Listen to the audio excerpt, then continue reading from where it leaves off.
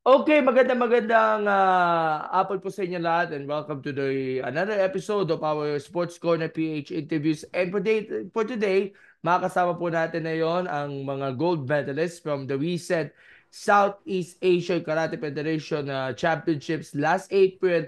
And also, they also participated recently sa Karate One Youth League A. So sila po yung mga future stars ng Philippine Karate. Kasi nasanay tayo sa mga pangalan ng mga Jamie Lim, ng mga Sakura Alporte. Pero this time we give a spotlight also to the young ones na nag-excel na yon sa larangan ng karate. So, pakilala natin isa't isa. So, we have our gold medalist sa wait lang, check po natin. Gold medalist sa senior cadet male tumite minus 70 kilograms si Sebastian Neil Bashi Manyalak. Sebastian, o Bashi na lang itatawag Opo, natin. Bash. Bate, Hello po. Thank you po sa pag-invite sa amin sa interview na to. sa Sports Corner PH po, syempre. Sports Corner. Thank you po. Thank you po Alright. sa Sports Corner sa pag Okay, thank you so much. And we have also the gold medalist sa Junior Female Committee, minus 59 kilograms, si Joanne Denise Lumbao. Joanne, greetings sa ating mga manonood and thank you for joining us today. Hello po. Thank you for inviting us.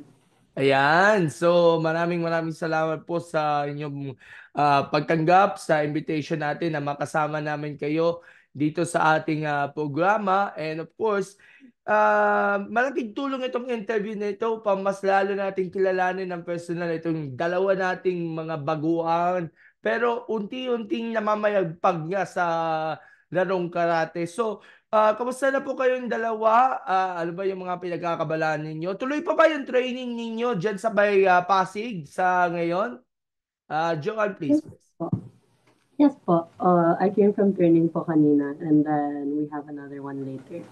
All right. At meron kayo ang oras para makapag-train pa. Isa pang training maya-maya at may oras pa tayo para makapag-interview natin. Ikaw naman, Bashi, may training ka pa ba mamaya? Mamaya po, wala po muna akong training mamaya. Pero tuloy-tuloy pa rin yung training namin. All right. And of course, dahil mga bago kayo sa salang sa interview, I wanted to ask both of them kung paano ba nag-umpisa nga sa karate.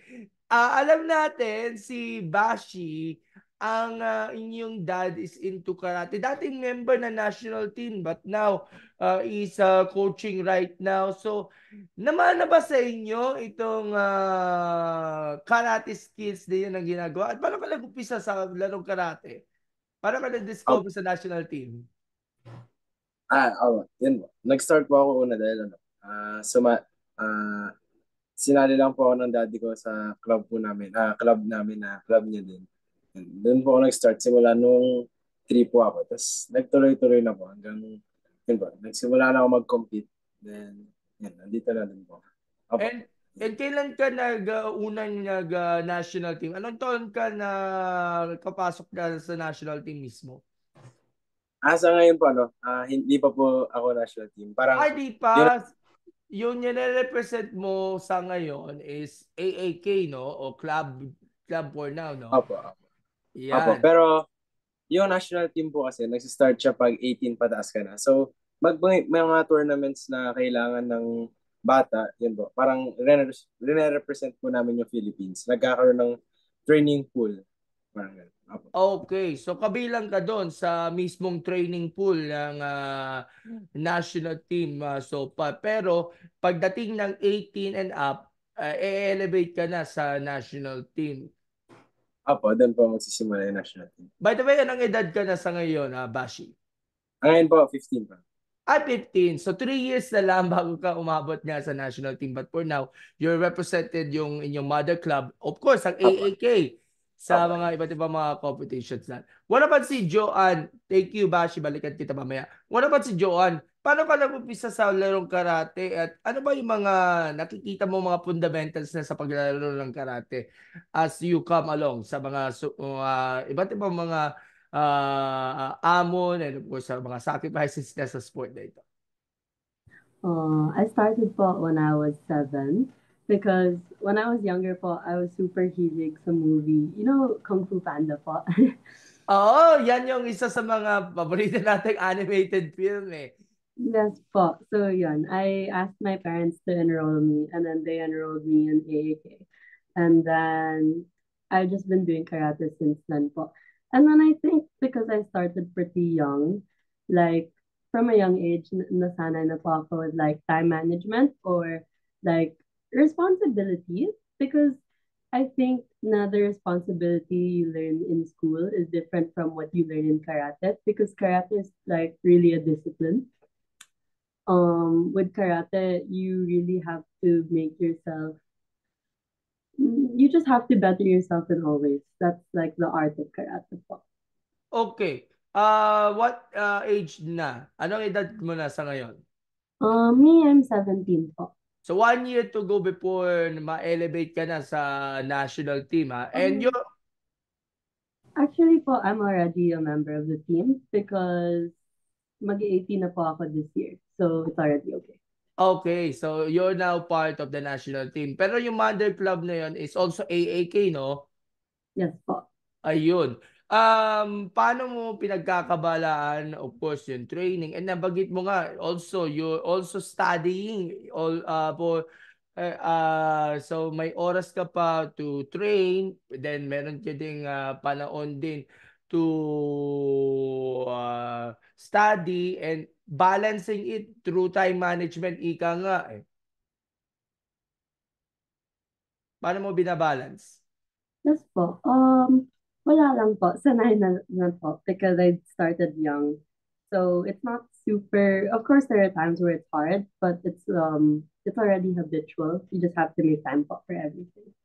Okay, si Bashi naman, ano mo binalance nyo, of course, yung classes and of course, having some minimize your time, maximize your time pala to do training sa karate dyan sa Pasig Dojo. Usually po, kunyari may mga schoolworks na bibigay, tatapusin ko po yun agad yung pagkabigay. Kasi after school, diretso na po kami lagi ng training. Mga everyday po yun, kahit Saturday. So, minsan Sunday din lang din ko nagagawa. Tsaka, naintindihan din naman po ako ng mga teacher ko. Kaya minsan may onting consideration, gano'n. Okay, prior itong C-Cup Championships na ginanap sa Manila, nag-compete ba kayo doon sa last year sa Manila Inos? Apo. Anong napalanunan mo doon? Doon po, sa kumite po, yung kung saan ako nanalo ngayon, wala po ako napanalo doon. Apo. Oh, ayun. Sa kata Saka din. tapos, silver po. Silver. Okay. So nagkakata rin pala si Bashi. What about si Joanne? Last year po, I also lost. Oo, sayang. Pero at least nakabawi at nakaginto ka naman this time nga dito sa competition. By the way, si Bashi is also into kata kasi nasanay tayo sa kumite, nasanay ka sa kata. Siguro, ano ba yung major differences na nagko-compete ka into two sport? Nagte-train ka in two sports. Ano siguro yung mga major differences o yung mga sacrifices niya na makapag-train ka doon sa dalawang disciplines ng karate sa ngayon? Opo, yun po. Medyo mahirap po talaga siya, yung pagsabayin yung dalawa. Tapos, recently, no sikaw, tatlo po yung nasalihan ko po noon na event. May team kata po ako. May kasama po akong dalawa na nagkakata. So, yun po. Siguro pag ganun po, kailangan nyo lang ng, syempre, dahil mahilig ka po talaga magkarate, maintindihan din ng katawan mo na kailangan kaya talaga pagsabihin yung dalawa kung gusto mo manalo sa dalawa. Yun lang. Okay. So, for this particular competition, yung 11 C-Cup Championships, dyan po ginanap sa Bangkok, Thailand. Meron tayong 6 golds, 1 silver, and 16 bronze medals na napalunan. At kayong dalawa ang 2 out of 6 na napalalunan ng gold medal. So, unahin natin mismo yung training. Kasi araw-araw nagte-training kayo for the competitions that they join. But of course, meron din kayo mga previous experiences na makapag-compete internationally, lalo na sa Karate One Youth League, sa iba't iba pa mga local and national competitions. As a preparations po for this C-Cup Championships, lalo na ang mga magko-compete dyan, yung mga kapitbahay natin, mga bansa sa Southeast Asia, contending for the podium finish. Joanne, please. You first po. Preparations po. The training po, yun nga po, every day, twice a day. And then, yeah, other than the training, something that I think was super important to me was proper sleep and proper nutrition because not everything po happens in the dojo. You need to also be responsible in your time outside of training. And I think that part's not highlighted as often. But yeah, that's another thing. So, but yung training po mismo, it was super nice. It was super fun to train with everyone from other clubs as one Philippines because I met a lot of people and it was nice playing with other people sa training. Oo nga, at nabanggit mo kanina during the interview, kailangan mo rin ng proper sleep, no? So natutulog ka mga 5 to 8 hours a day. At least para maaga ka makagising, para maabutan mo pa yung training mo sa Pasig, no? Challenging ba sa inyo na makatulog ka during those days? Ano po sa conditioning, nabanggit mo kanina, nutrition, SNC at iba pa aspects? Well, ako po, I like nighttime more, pero pinipilit ko talaga to sleep and get enough sleep. Oo, and what about sa conditioning pala? Conditioning, that's part of our schedule, like 2 to 3 times a week, depending on the week. Yeah. Okay, what about si Bashi? Natutulog ka rin ba ng maayos para mabutan mo pa yung training? And how's your preparations overall para dito sa SICA? Opo.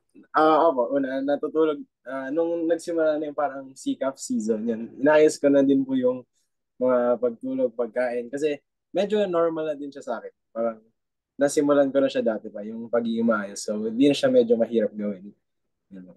Yung Oh, preparation, yung preparation, siguro lalo ko pa pong mas ginalingan kaysa last year. Kasi last year, hanggang silver lang ako sa kata. Tapos ngayon, yun ba, napunta po ako sa gold. So, may napuntahan po yung lalong pagsisikap sa mga training. at of course, yung pagsali nga sa iba't ibang mga tournaments, locally, nationally, and even internationally prior, malaki na itulong mo upang sabihin natin, physically and mentally ready ka para dito sa competition, lalo na makakatunggalin mo yung mga kapitbahay natin na Southeast Asian, yung iba, mga top rank na sa Asian level sa inyong categories na sinalihan nyo. Nung bago po yung sikap na to, kaming dalawa po, sumali kami sa Karate One Youth League na sa Fujairah po, sa UAE. Yun po, yun yung last naming tournament bago mapunta sa sikap. Kasi yung Youth League po, isa po siya sa pinakamalaki na pwede salihan ng mga bata. Pag ganito yung age mo, yun yung pinakamalaki mong masasalihan din na tournament. So malaki po yung effect nun sa pag-confidence, sa pag nakikita mo po yung galaw ng mga magagaling, yun, mga ano ko po, madadamay ka. Okay. So, Bashi, diretso na kita sa assessment para dito sa C-Cup. You won the gold sa men's cadet individual committee minus 70 kilograms. But also, you also competed in two categories, sa kata and sa team committee. Sa Team Kata po, Team Kata. At Team Kapta, okay. So, how do you assess yung performance doon sa tatlong categories na sinalihan? And what's the reaction na napalalunan mo yung isa sa 6 na ginto ng Pilipinas para dito sa SICAP? Yung assessment and reaction of winning the gold. Anong una po, sa kata muna, yung individual kata. Malaki po yung hopes ko na baka makuha ko na yung gold kasi last year silver po ako. Kaso yun po, sa semifinals, naglaban kami ng Vietnam. Nag-tie po kami, pero yun po, sa kanya napunta yung panalo. So yun, hindi po siguro para sa akin yung individual kata. Then, ang next ko po na event noon, yung kumite na po. Yun po. Okay po yung feeling ko ng kumite. Kasi nakalaban ko po yung mga tumatalo sa akin last tournament. So, syempre, gusto ko po yung baka makabawi din para makuha yung gold medal po dun sa Thailand. Then yun po, after po nung day na yun, nakapunta po ako sa finals. The next day, nag-team kata po kami, nakuha po namin yung bronze medal. Yun, tapos nag-finals na po. Natalo po yung Thailand for the gold. At na-pressure ka ba, Bashi, doon sa mismong competition? Lalo na, matitikas, mabibigat niya yung mga nakalaban ninyo in both kata and kumite. But you manage, of course, na makakuha nga ng gold dito sa kumite, -70. But, and of course, sa men's cadet and juniors team kata, kung saan nakasama ninyo, sina Sian Singh at si Vincent Anonuevo dito sa competition, sir. Aba, aba. Mas pressured po ako ngayon kasi since hindi ko na first time sa gantong level, so syempre gusto ko naman yung hindi na lang siya for experience, yung dapat mananalo na ako sa tournament na to. Then nadagdagan pa ako ng isang category which is yung team kata. So yun, doble po yung pressure pero yun po, maganda naman po yung kinalabasan. Okay. Si Joanne naman, you won the gold sa Women's Junior Individual Committee -59 kilograms. Sino mga nakarap nyo? Ano yung reaction ninyo sa medal and your observation or assessment dito sa competition na yun sa category? You also competed din sa kata during that time? No po, I only did kumite. So Okay. sa kumite po, I fought Singapore in my first round and Thailand in my second. Um, I was really happy po with my performance because I think that these players, especially like Singapore, they're very experienced. Actually po, yung Singapore, she's always competing rin in mga youth league tournaments. So I was really happy to play like sorry, I was happy to play against someone who was also very good, and I enjoyed my performance and my fight the whole tournament. And I think I had a lot of improvement during the CCAF compared to my performance in Pujaya. Pressured ka ba dito sa competition? Yes, super po. Pero I managed. I was really pressured po. And then we added, of course, Spain. Last May 16 to 19, nag-compete kayo sa Karate One Youth League. So, lumebel up panlalo yung competition level ninyo dahil mga young, outstanding karateers from different parts of the world na nag-compete ninyo. Tell us kung anong rank ninyo dun sa Karate One Youth League.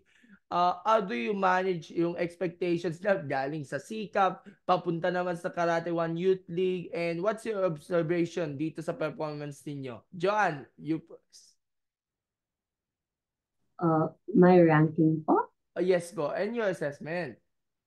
Um, Oh, well, again, I liked my performance. Oh, but of course, there's always room for improvement. But I think I showed a lot of improvement.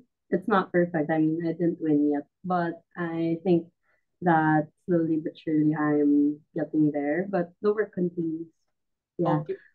Um, in my first round, I fought with Slovakia, and then my second, I lost to Germany. Okay, so natapos ka hanggang sa preliminaries, no? At di ka umabot sa repechage, no? No po. Okay, same category din ba sa Karate One Youth League?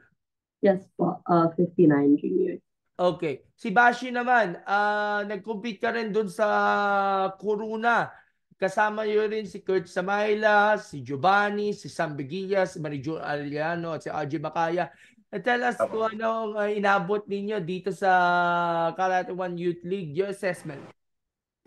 Yung sa akin po, una nag-two events din po ako dito. Dito two po. So, una sa kata, umabot po ako sa quarterfinals po. Quarterfinals. Then, natalo po ako sa Slovakia ng .1. Then, yun po. Then, nag-committee na po ako. Oo, naka 4 rounds din po ako. Natalo din po ako sa same quarterfinals. Then, after po nung tournament na yun, kasi po every after mo manalo sa tournament or sa matches mo, may points ka po eh. Parang kung sino yung number 1 sa category na to yeah. So, sino number 1? Yung ganun. Na umabot po ako sa rank number 10. after po nung tournament na yun sa komite. Then sa kata, rank number 42 po. And of course, ina-expect mo ba na magiging maganda nga yung performance o pag-push ninyo through the limits pagdating nga sa palaro, sa kata, and of course sa komite, and of course, malaking tulong itong pagsali nga dito sa Youth League para maging mapag-condition ka pagdating nga sa susunod na competition na pag-aandaan ninyo. Apo. In-expect ko po na mas maganda yung performance ko this youth league kaysa nung first youth league namin kasi yun po, na wala na po siguro yung kaba na first time sa level niya. Ayun naman po. Maganda din po yung kinalabasan. Ako po, marami po siyang matutulong sa next tournaments pa po namin. By the way, ito ba yung una mong, I think, ito na yung pangalawa ninyong pagsali sa Karate One Youth League kasi nagsali kayo sa Pujaira, no? Opo. Oo, yun. Si Joan din na umoorin sa ngayon. And then, meron pa kayong mga ibang Karate One Youth Leagues. And balita ko, i-host pala ng bansa natin yung Asian Cadet Junior Under 22 Karate Championship sa August dyan sa Opo. PhilSports. So, looking forward ka ba na muli ka pang makapag-represent sa bansa? Dati sa SEACUP nga championships na yun. Sa Asian level na sasalihan. So, ano siguro yung ina-expect nyo dahil iuos ang Pilipinas and of course, you are vying for the podium finish niya in front of the home crowd, Bashi. Yun po. Ito pong Asian Championships po na to. Sobrang naglo-look forward po kami kasi syempre una, dito siya gagawin sa bansa po natin. So syempre may home crowd ka, yun. Mas maganda yung feeling. Then mas comfortable ka maglaro. Then after po lahat nung nalaro namin this year, yung first Youth League, SEACAF, then yung Coruña. Tingin ko po, magandang ano po yung tatlong major tournaments po na yun para sa preparation, para sa Asian level po na kaya po makakuha ng gold medal. Yun po yung iniin. So sa ngayon, concentrated ka na sa Asian Championships sa ngayon, sir? Opo, concentrate.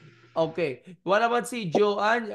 Ina-expect nyo ba na itong hosting ng Pilipinas sa Asian Championships will serve as a great venue na rin para sa ating mga Philippine karatecas na mas lalo pang eager to improve and looking forward para makapag-compete sa tatami in front of the home crowd, syempre. Yes, well, I'm super excited to play again because I think that's our next big competition. It's going to be in August, and it's just June now, so we have a lot of time to prepare and work on it. And yes, po, actually, when you win gold po, in these tournaments, you get to sing your national anthem when you stand on the podium. And I really, really want to be able to sing it while we're in the Philippines. That would be such an honor po to me. So I'm really preparing and I'm really hoping for the best.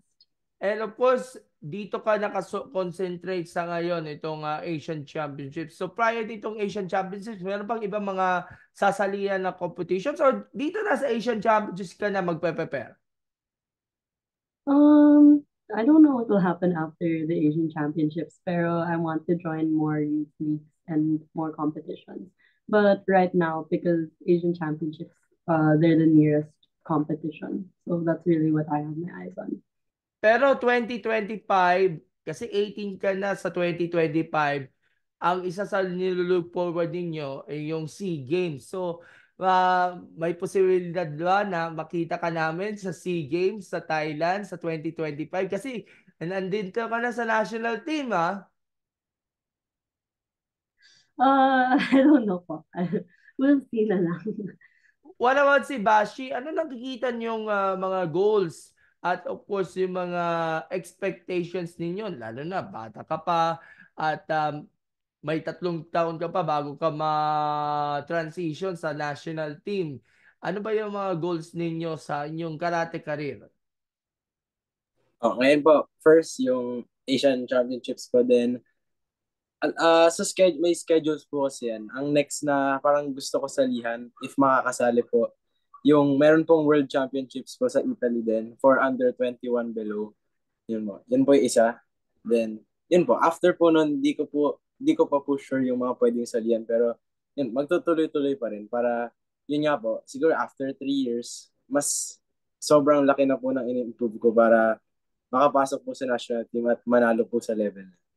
Okay. Lastly, June 16, in advance ko na, Father's Day. At tamang-tama, ang inyong tatay is also a karate coach and athlete. And of course, maganda ang nakikita mong support system ninyo ng inyong family, friends, and relatives. Paano mo nilook up yung dad ninyo, lalo na siya ang nagsisilbing source of inspiration nga pagdating nga sa paglao, pagsali sa international competitions at may mga advices na natutunan mula sa inyong dad ninyo. Of course, maganda ang naging karanasan niya doon sa national team na pinapasa mo na sa iyo. Apo, yun ba. Sobrang ganda po magkaroon ng gantong, nasa situation ka po na, kasi po, di ba, parang meron ka pong coach sa sport mo, then may parents ka for support. Meron po ako, in one na po, parang in one na po siya. So, after trainings, yun po, if needed extra, lagi siyang nandyan. Then, maganda din po, kunyari, naglalaro ka po sa mga high-level tournament, siya po yung nakaupo dun sa coaches table na nagsusupport sa'yo. And syempre, pag ganun, mas maganda yung kakalabasan. And kamusta nga pala yung pakikisama ninyo with your teammates? Kasi may mga times na nakipagkulitan kayo. Nagkakaroon pa kayo ng football session kasi nakita ko sa TikTok video ni Jamie Lee, nagpo-football din sila. Kunwari eh. Yes po. Yung, We play football po for our warm-up. Like, ball games pang warm-up po. Pang parade lang ng heart rate. Oo, at least may oras pa kayo para matutunan niya yung iba't ibang sports. What about you, Joanne? Ano ba yung source of inspiration and of course, yung parents ninyo, kasi galing na tayo sa Mother's Day, ngayon papalapit na yung Father's Day. So, ano nakukuha mo yung inspiring message ng yung parents and even your relatives and family na nagsisilbing support system kapag nagko-compete ka abroad? Well, I'm super grateful to both of my parents because they allow me to do all of this. Because I'm about to go to college, and most people tend to drop their sports when they enter college.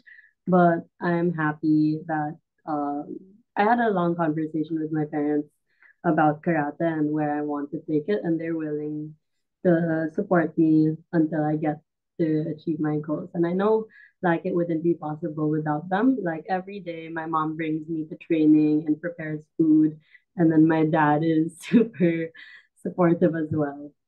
Oo, at siguro maganda talaga ang nakikita na moral boost kapag kapiling ninyo yung mga parents and relatives na nanonood kayo sa mga venues and competitions para mas lalo pa kayong ganaan na makapag-compete nga sa iba't ibang competitions. And of course, maganda talaga ang produce na resulta ng inyong pagsisikap at pagtsatsaga nga sa pagdating nga sa training.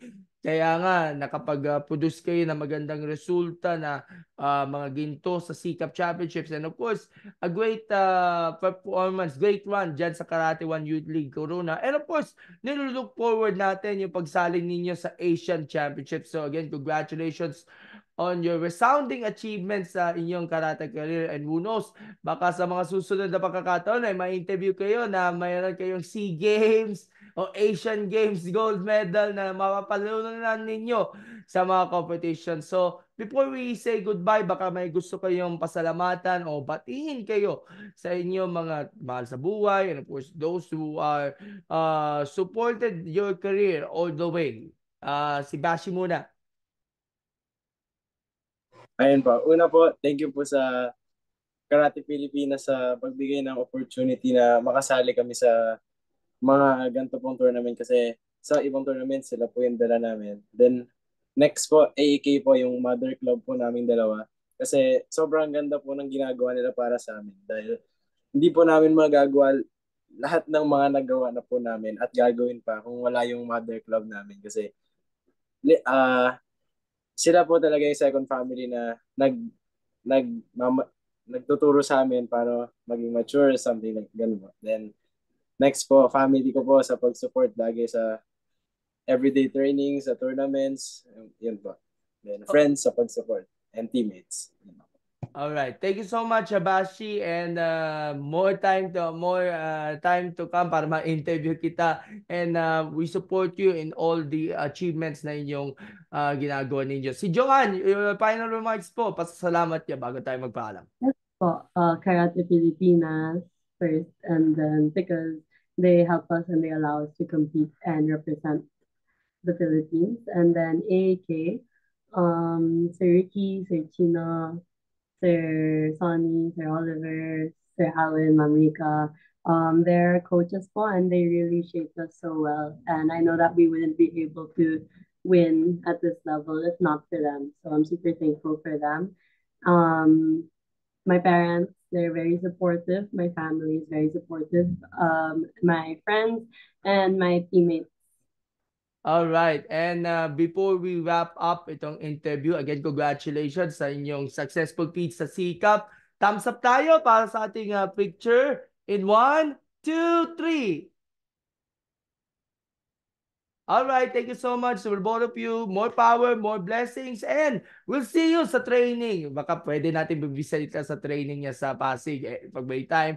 And congratulations sa inyong gold medal finishes niya sa C-Cup. We look forward na makita ko kayo sa Asian Championships dyan po sa Pasig sometime in August. Bye! Salamat po and God bless. Thank you for having us. Thank you po. Thank you po, Salamat sir. po. Thank you so Salamat. much. See you soon. See you soon.